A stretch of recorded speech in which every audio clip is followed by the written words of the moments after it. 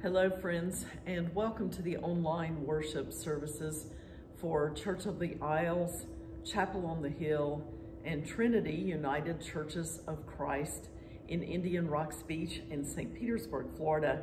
My name is Shelley Wilson, and it's my joy to welcome you to these services.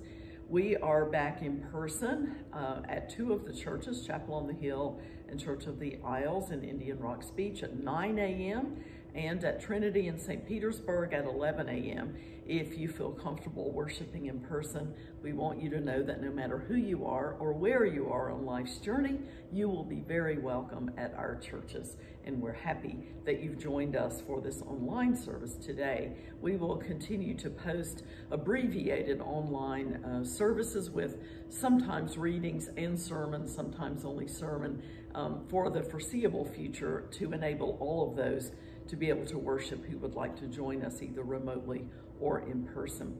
This coming Sunday, March 21st, our churches are going to be observing celebrations of life services.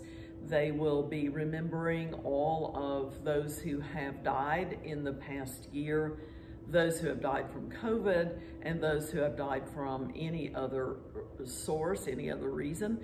And we also are dedicating at Church of the Isles and Chapel on the Hill, we're dedicating a new memorial stone that has been erected in our Garden of Memories. So this is a Sunday in which we will be reflecting the somber reality of sickness and death and loss in our lives, and also the celebration that we are people of hope who live with hope from day to day. And so I invite you to enter into that space in your own life in which you remember those whom you love and those you have lost to death, but who live forever in the communion of saints. Welcome to this service of worship. On Sunday, I will be sharing the following sermon, and so I invite you to allow it to be a moment of worship, memorial, remembrance, celebration, and joy for you as you remember those you love most. This sermon is entitled Markers, Gardens, and Words of Remembrance.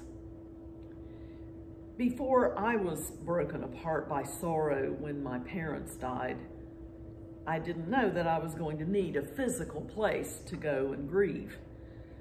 I was practical and I knew that loss, while it is external and while it is a community event for sure, is mostly inside. And so that grieving goes with us wherever we go. Our loved ones are not in the graveyard. They're not in the memorial garden. They're not underneath a marker of any kind. They're in us. They're in God.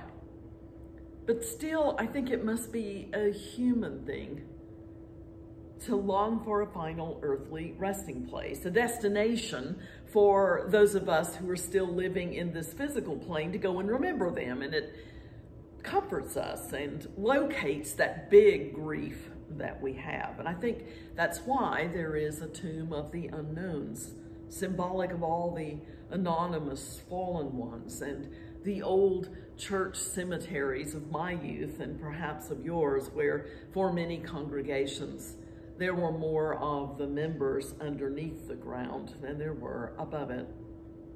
As it turns out, no matter where any of our earthly remains, remain, it's important for us to remember, as folks have for centuries now in various ways, to remember by marking some spot, even if it is not the spot, where we can remember the physical lives of those we love. It seems to help us anchor ourselves and to try to make sense of the mystery of life and death and life reborn, that somehow our love in the mystery of faith continues even when our loved ones themselves have passed and are gone from our sight.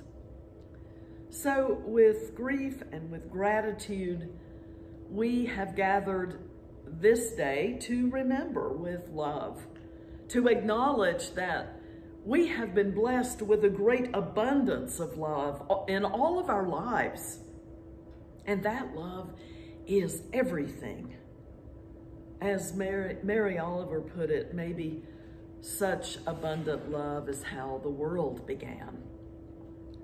But that love, of course, also means that, as Yehuda Halevi put it, 'tis a fearful thing to love what death can touch.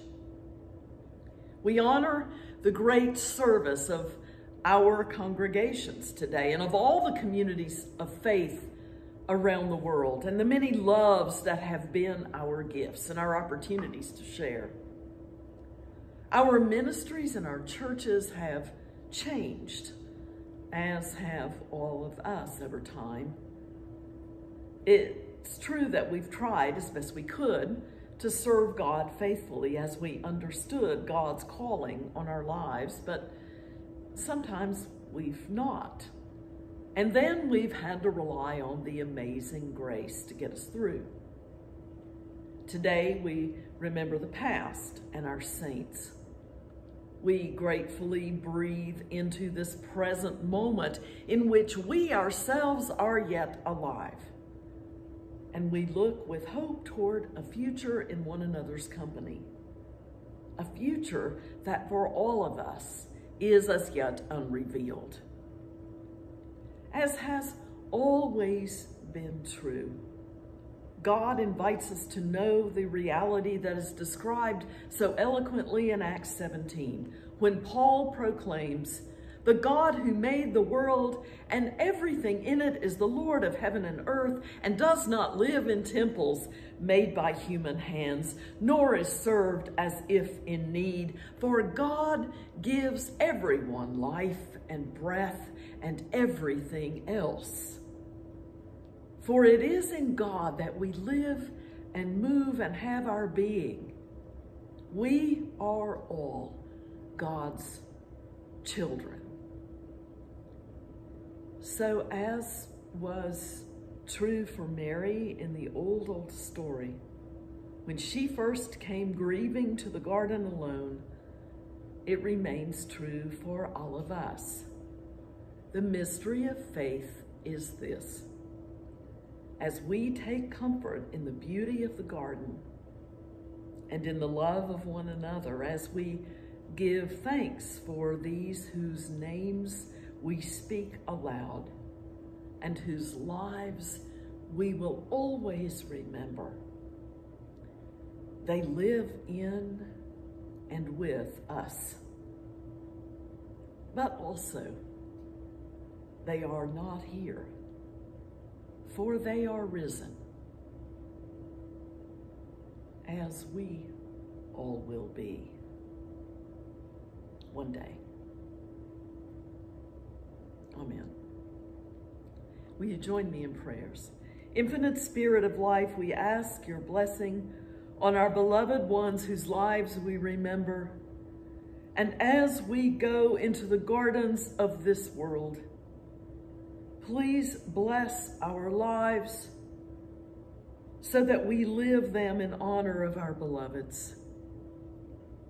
May we know that whatever we can do, great or small, that the efforts of all of us are needed to do your work in this world. May it be that our lives are strengthened by our communion with our loved ones who live in our hearts and by our love for one another. May we rejoice because we have lived and journeyed together. May it be so. Amen. May you go forth in peace, remembering those you loved and love. And may you too be a blessing in the world.